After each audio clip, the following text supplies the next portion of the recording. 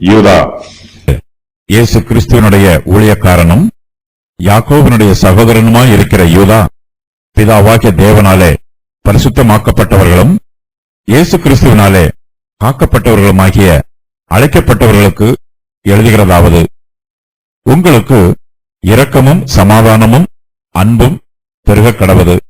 இந்த நிருபத்தின் ஆசிரியர் யூதா. இவர் யாக்கோபுடைய சகோதரர். இவர் யாக்கோபின் சந்ததியில் வந்தவர். இது இவருக்கு மிகப்பெரிய சிலாக்கியம். யாக்கோபின் சந்ததியில் பிறந்திருப்பது இவருக்கு கிடைத்திருக்கிற மிகப்பெரிய மேன்மை. யூதா என்னும் பெயரில் ஒரு துன்மார்க்கனும் இருந்தான். இவன் கர்த்தராகிய இயேசு கிறிஸ்துவை காட்டிக் கொடுத்தவன். அந்த பெயரே இந்த நிருபத்தின் ஆசிரியருக்கும் கொடுக்கப்பட்டிருக்கிறது. யூதா என்னும் ஒரே பெயரில் நல்லவர்களும் இருக்கிறார்கள், துன்மார்க்கரும் இருக்கிறார்கள். நம்முடைய பெயரில் இதற்கு முன்பு யாராவது நல்லவர் இருந்திருந்தால் அது நமக்கு மேன்மையாக இருக்கும். அதே வேளையில் நம்முடைய பெயரில் இதற்கு முன்பாக யாராவது துணிகரமான பாவிகள் இருந்திருந்தால் அது நமக்கு வருத்தமாகத்தான் இருக்கும். கர்த்தர் நம்மை அறிந்திருக்கிறார். மனுஷர் பெயரை வைத்து நம்மை பார்க்கிறார்கள், கர்த்தரோ நம்முடைய இருதயத்தை பார்க்கிறார். இந்த நிருபத்தின் ஆசிரியர் யூதாஸ்காரியத்தை போல ஒரு துன்மார்க்கன் அல்ல. இவர் இயேசு கிறிஸ்துவை காட்டிக் கொடுக்கவில்லை. இந்த நிருபத்தின் ஆசிரியராகிய யூதா இயேசு கிறிஸ்துவனுடைய ஊழியக்காரரில் ஒருவர், கிறிஸ்துவின் ஊழியத்தை உண்மையாய் செய்கிறவர். யூதாஸ்காரியத்தோ இயேசு கிறிஸ்துவை காட்டிக் கொடுத்தவன்.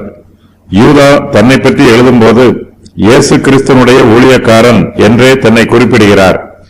கிறிஸ்துவின் ஊழியத்தை செய்வது நமக்கு கிடைத்திருக்கிற பெரிய சிலாக்கியம்.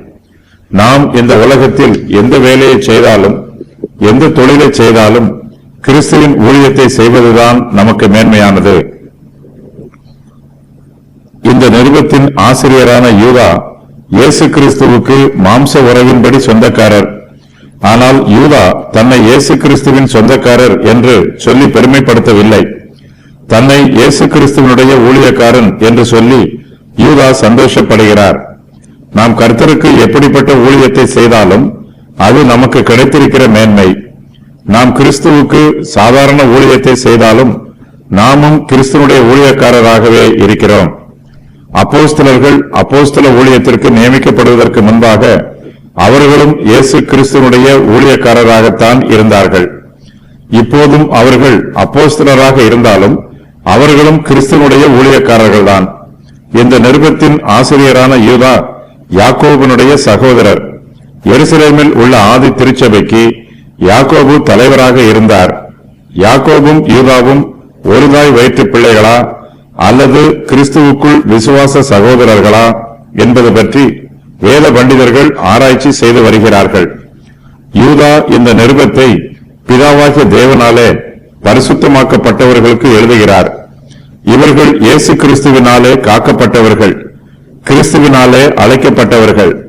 விசுவாசிகள் எல்லோரும் கர்த்தராகிய இயேசு கிறிஸ்துவினால் அழைக்கப்பட்டவர்கள்தான். நாம் இந்த உலகத்தில் இருந்து பிரிந்து வருமாறு அழைக்கப்பட்டிருக்கிறோம். பாவத்தை விட்டு விலகி இயேசு கிறிஸ்துவிடம் வருமாறு அழைக்கப்படுகிறோம். விசுவாசிகள் பிதாவாகிய தேவனால் பரிசுத்தமாக்கப்பட்டவர்கள். நாம் விசுவாசத்தினால் பரிசுத்தமாக்கப்பட்டிருக்கிறோம். நாம் கர்த்தருக்குள் பரிசுத்தவான்களாய் இருக்கிறோம். யாரும் தங்களுடைய சுய கிரியையினால் பரிசுத்தமாவதில்லை. நம்முடைய பரிசுத்தத்திற்கு நம்முடைய கிரியைகள் எதுவும் காரணமும் அல்ல. நம்முடைய அசுத்தமும் பாவமுமே நமக்கு உரியவை. பரிசுத்தமோ தேவனுக்குரியது. தேவனுடைய கிருபையினால் நாம் பரிசுத்தமாக்கப்பட்டிருக்கிறோம். கர்த்தருக்குள் புதுப்பிக்கப்பட்டிருக்கிறோம். பிதாவாகிய தேவனாலே பரிசுத்தமாக்கப்பட்டவர்களாகிய நாம் இயேசு கிறிஸ்துவினாலே காக்கப்பட்டவர்களாக இருக்கிறோம். கிறிஸ்துவானவரே நம்மை காத்துக் கொள்கிறவர். விசுவாசத்தை நமக்குள் ஆரம்பித்ததும் அவர்தான். நம்முடைய விசுவாசத்தை முடிக்கப் போகிறவரும் அவர்தான். அவரே நம்மையும் நம்முடைய விசுவாசத்தையும் காத்துக் கொள்கிறவர். அவர் முற்றும் முடிய காத்துக்கொள்ள வல்லவராய் இருக்கிறார். நம்முடைய ஆவிக்குரிய ஜீவியத்தில் ஏற்றத்தாழ்வுகள் இருக்கலாம், பலவிதமான மாற்றங்கள் இருக்கலாம். கர்த்தரோ மாறாதவர். அவர் நேற்றும் இன்றும் என்றும் மாறாதவராய் இருக்கிறார். அப்போஸ்தலர் யூதா விசுவாசிகளுக்கு அப்போஸ்தல ஆசீர்வாதம் சொல்லுகிறார். உங்களுக்கு இரக்கமும் சமாதானமும் அன்பும் பெருக கடவது என்று சொல்லி வாழ்த்துகிறார். இரக்கம் தேவனிடமிருந்து வருகிறது. எல்லா நன்மைக்கும் தேவனுடைய கிருபையும் இரக்கமும் ஊற்றாகவும் ஊற்றின் கண்ணாகவும் இருக்கிறது. எல்லா நன்மைகளுக்கும் தேவனுடைய இரக்கமே ஆதாரம். கர்த்தருடைய பிள்ளைகள் எல்லோருக்குமே தேவனுடைய இரக்கமும் கிருபையும் தேவைப்படுகிறது. இதற்கு அடுத்தபடியாக நமக்கு சமாதானம் தேவை. நம்மிடத்தில் தேவ கிருபை இருக்கும் என்றால் சமாதானமும் இருக்கும். தேவனுடைய கிருபையினாலும் இரக்கத்தினாலும் சமாதானம் உண்டாகும். சமாதானத்தில் இருந்து அன்பு உண்டாகும். நம்மிடத்தில் தேவனுடைய அன்பு காணப்பட வேண்டும். நாமும் தேவனிடத்தில் அன்பாய் இருக்க வேண்டும். விசுவாசிகள் ஒருவருக்கொருவர் சகோதர சிநேகத்தோடு இருக்க வேண்டும். இப்படிப்பட்ட சுபாவங்கள் விசுவாசிகளிடத்தில் பெருக கடவது என்று அப்போஸ்தலர் யூதா வாழ்த்துகிறார். கர்த்தர் நம்மை ஆசீர்வதிக்கிறார். ஆசீர்வாதத்தில் நாம் வளர்ச்சி பெற வேண்டும். கர்த்தர் நமக்கு தம்முடைய கிருபையை வெளிப்படுத்துகிறார். தேவ கிருபையில் நாம் வளர்ச்சி பெற வேண்டும். நம்முடைய ஆவிக்குரிய ஜீவியத்தில் இன்னும் அதிகமாய் வளர்ச்சி பெற வேண்டும் என்னும் விருப்பம் நமக்குள் இருக்க வேண்டும். விசுவாசிகளுக்கு கொடுக்கப்பட்டிருக்கும் ஆசீர்வாதங்கள்: பரிசுத்தமாக்கப்படுதல், காக்கப்படுதல், அழைக்கப்படுதல்.